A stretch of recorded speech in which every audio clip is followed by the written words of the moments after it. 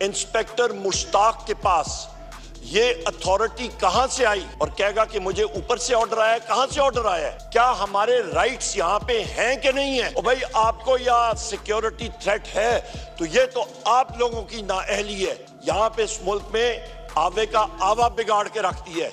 जनाब स्पीकर, आपकी अटेंशन मुझे चाहिए होगी क्योंकि मुझे मालूम है आप भी एक मंजे हुए पुराने पार्लियामेंटेरियन है और हमें आप पे तवक्को है कि आप इस हाउस का इस्तिकाक मजरूह नहीं होने देंगे। आज की बात है सर, आज तकरीबन जनाब स्पीकर तकरीबन 2:15-2:30 बजे की बात है कि हम लोग वॉक करके इधर आ रहे थे नेशनल असेंबली में और ये प्रिविलेज मोशन भी मेरे पास है और हमारे मेंबर्स ने इसको साइन भी किया हुआ है कि एक इस्लामाबाद पुलिस का इंस्पेक्टर जिसका नाम मुश्ताक है, उसने हम एमएनएस का ना सिर्फ रास्ता रोका बल्कि नेशनल असेंबली का गेट लॉक कराया। जनाब स्पीकर, नेशनल असेंबली का गेट लॉक कराना पार्लियामेंट का, वो आपकी इजाजत या सेक्रेटरी साहब की इजाजत के बगैर नहीं हो सकता। इस इंस्पेक्टर मुश्ताक के पास ये अथॉरिटी कहां से आई कि इस हाउस के लोग जितने हम लोग यहां पे बैठे हैं इस्तिकाक मजरू की है? ये फर्द वाहिद की बात नहीं है। उसने वो ऑर्डर्स किसके कहने पे एक्सिक्यूट किए?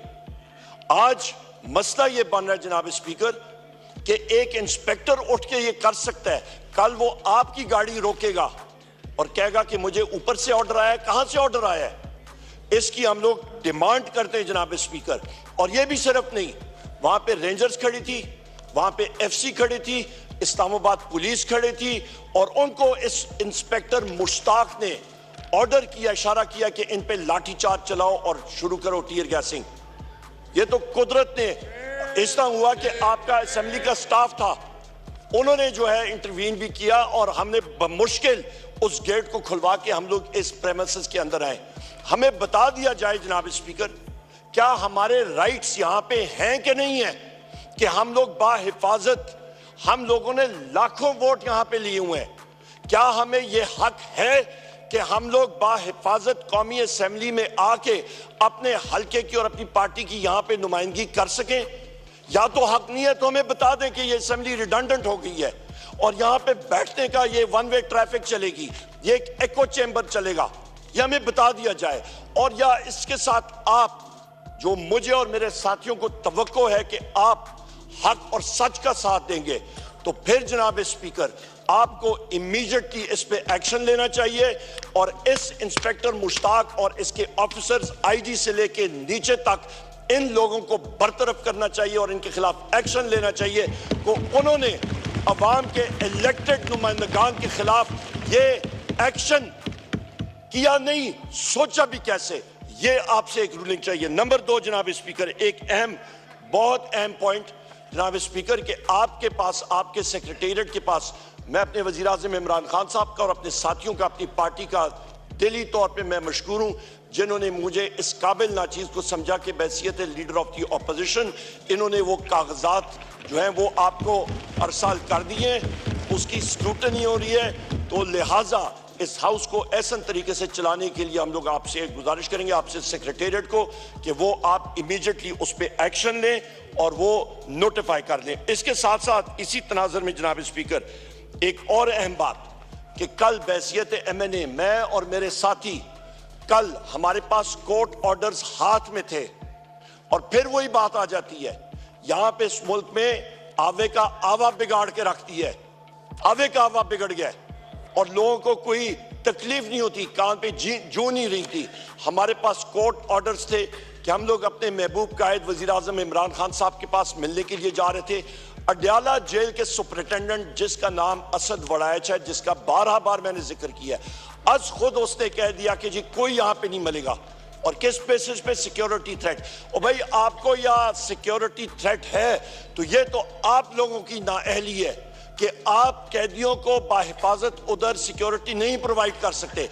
या तो पंजाब पुलिस जो कि हम नहते शहरियों पे डंडा बरसाने में तो बहुत तेज है, टीयर गैस चलाने में बहुत तेज है, रबर बुलेट्स और हमारे पुलिस गर्दी करने पे पाकिस्तान तहरीक इंसाफ के मर्दों और खवातीन के पीछे तो बहुत तेज है, पर टेररिस्ट के सामने खड़े होने में उनकी टांगें कांपती हैं, वो भाग जाते हैं। या तो वो सही सिक्योरिटी दे और वहां पे वो खड़े हो और ये हीले बहाने ना करें।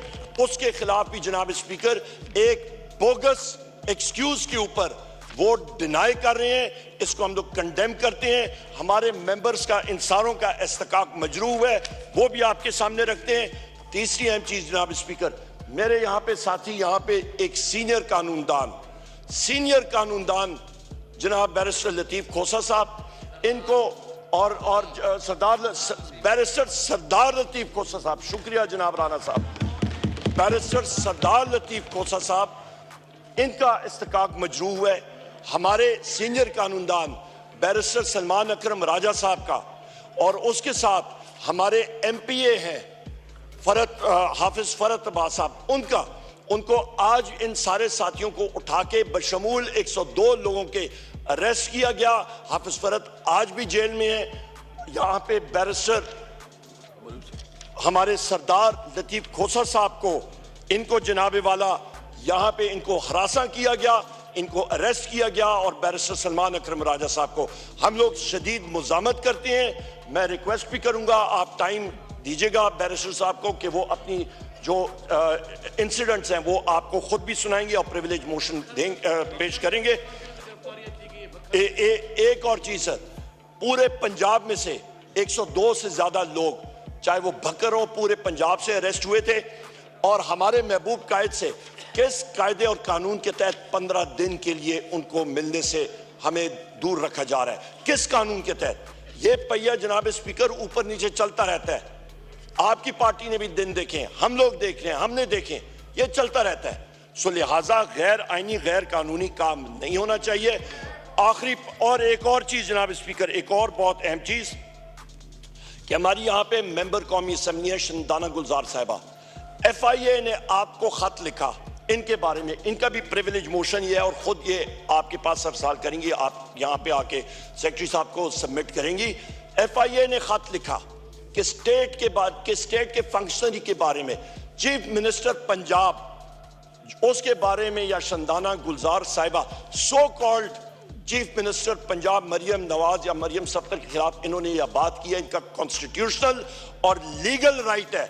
हम लोग हर जगह पे बात करते हैं, इस बेंच के लोग बात करते रहते हैं, पर यहां पे FIA को एक गस्टापो टूल के तौर पे इस्तेमाल किया जा रहा है, जिसको हम लोग कंडेम करते हैं। और ये इस हाउस की तरफ से हम लोग इस चीज को, हमारे ऑपोजिशन बेंचेस इसको कंडेम करते हैं, और ये हम लोगों ने सामने आपने as custodian of the house इसका ख्याल रखना पड़ेगा।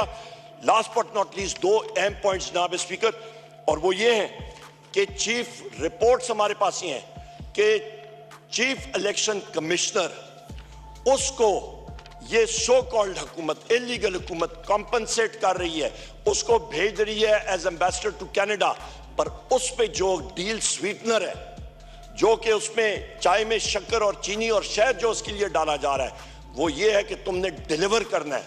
और वो डिलीवरी क्या है कि तुमने पाकिस्तान तहरीक इंसाफ के 20 से ज्यादा सीटें उस पर रिकाउंटिंग करके झुरलू फेरना है, जिस तरह के फॉर्म 47 पे फेरा गया था। इसको हम लोग, ये झुरलू, ये चीज हम लोग इसको कंडेम करते हैं। चीफ इलेक्शन कमिश्नर को और मेंबर्स को फिल फॉर मुस्ताफी होना चाहिए। बहुत हो गई ये खिलवाड़ इसके साथ।